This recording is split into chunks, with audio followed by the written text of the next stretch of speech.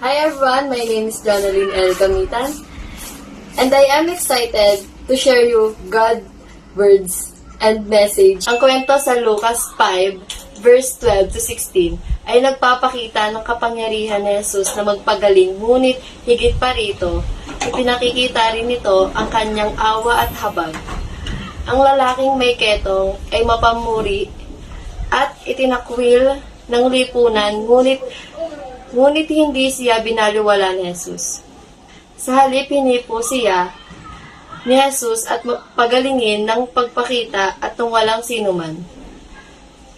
Ang masyadong marumi at makasalanan para sa kanyang pagmamahal at kapatawaran. Thanks to all for today, and thank you for joining me. It is a reflection to your heart. Please don't forget to like, share, and subscribe.